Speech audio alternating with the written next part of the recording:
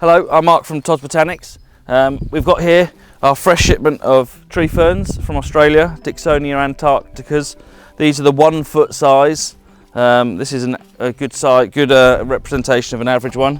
See, a bit bigger than a foot. We're lucky to get these in this year because of all the issues stopping the containers coming over.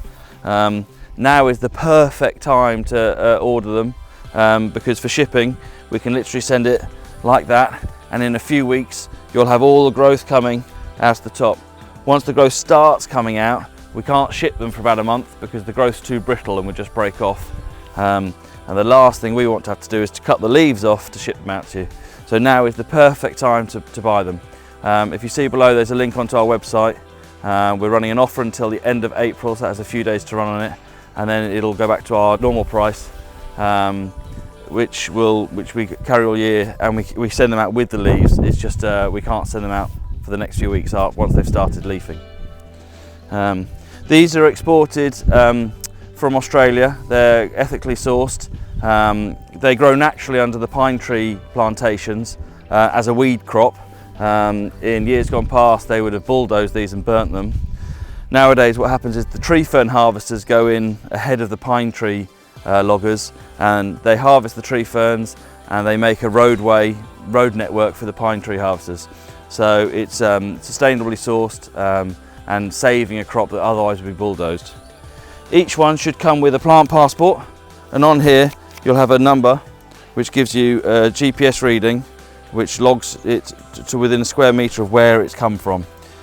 This is the way you can show that they have been ethically sourced. I'll show you our 2 foot tree ferns now. We've got those in the crate over here. So as you can see, the 2 footers are absolutely amazing in size. Again, we can still send these by courier, overnight courier, and then they can start growing for you. What we suggest is if you can put them into a bucket of water. That's a pretty big bucket, so a dustbin would work, and it's like a block of oasis you use for flower arranging.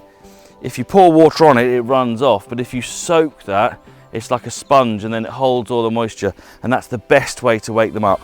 So soak that for a few hours until there's no air bubbles. Even if you can only do it in a bucket and you can only do it up to that height, that's fine. Do that for an hour and then flip it upside down and do the same. That will really help get its moisture.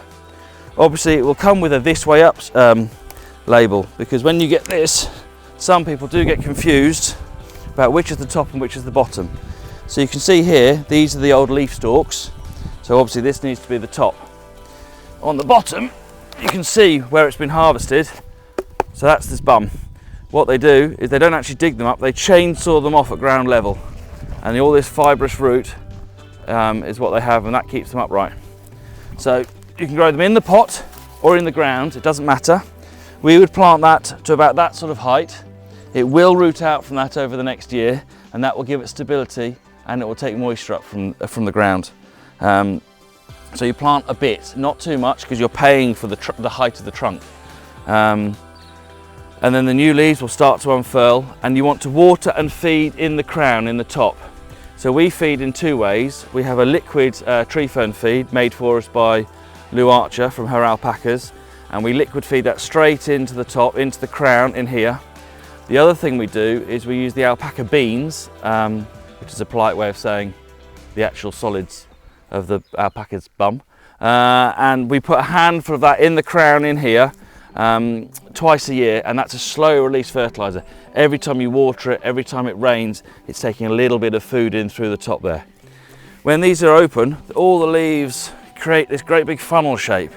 So naturally in the wild, when these are growing under trees, that funnel catches all the falling leaves, and so inside here would be a bundle of rotting leaves, and that's what's feeding the tree fern all the time. So what they want is a small strength feed, a weak feed, but regularly. That's the really important thing, is to have regular feeding.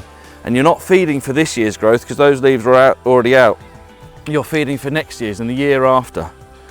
Tree ferns have sort of an orange pith core if you ever cut one open, and that stores all the nutrients and for the growth for the coming years. If you don't feed them, you'll find the leaves get shorter and shorter and shorter, and you can have a great big tree fern with tiddly little leaves. You can still recover it with feeding, but it's going to take you 2 or 3 years to get the leaf growth back and get that strength back in the plant. The other important thing is pruning. We like to be nice and neat and tidy as a country, so we cut the leaves off as soon as they go brown. The problem is the crowns get smaller and smaller and smaller because the opening it closes up. In the wild, the leaves go brown and collapse down and hang down here, but that pulls on these leaf stalks and that holds the crown open. So when you cut them back, don't be afraid to give a little pull on these to open up that crown. If the crown closes up, it'll end up killing the plants off. So ideally they want to be left with the old leaves hanging down. I've got one show plant that we're growing. We've been growing for about 3 years, and we leave all the dead fronds on. It's going to take another couple of years before it makes it to be good enough, because at the moment it still looks scruffy, but that will show how it should be done. Anyway, if you link to the website and get your order in, now is the perfect time for us to ship these out, and we can send you a great big hairy log. Okay, so this is the show plant I was telling you about. It doesn't look much of a show plant at the moment, but this really demonstrates what I was trying to tell you about opening the crown up. You see how the leaves, the old leaves die off and they bend over and they pull the crown open. So naturally they would have a carpet of leaves coming down from it, almost mirroring the fresh new growth. So if we have 2 or 3 more seasons of these brown leaves coming down here, and then we have a great big set of new fresh growth, I think that would make an amazing show plant to show how they should be grown, or how they naturally grow. And again, you can see in here debris that's fallen from the trees above where we've had these, and that will slowly rot down and be feeding them. So I still prefer the alpaca poo. In here we've got a few of last season's leftovers that are still going out. Bit of a chunky 5 foot there. If anyone's after a particularly large one, give us a shout. You can drop us an email. And these are some of the 2 foots. You can see the new growth in here is bursting to go. I'm itching for new growth on these. Not many left now.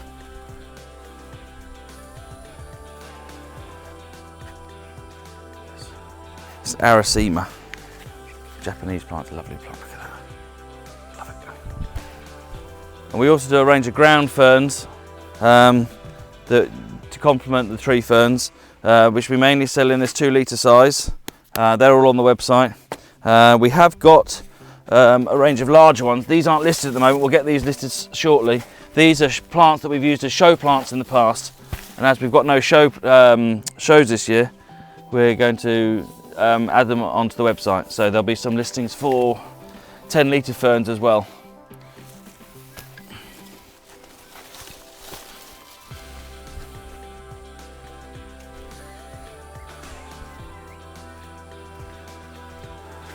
New growth coming out. This is on a little potter, one of the last potters we've got. So these will grow now, and these will grow at a rate of about 1 inch a day. So they're really fascinating to watch. Kids love to see them grow.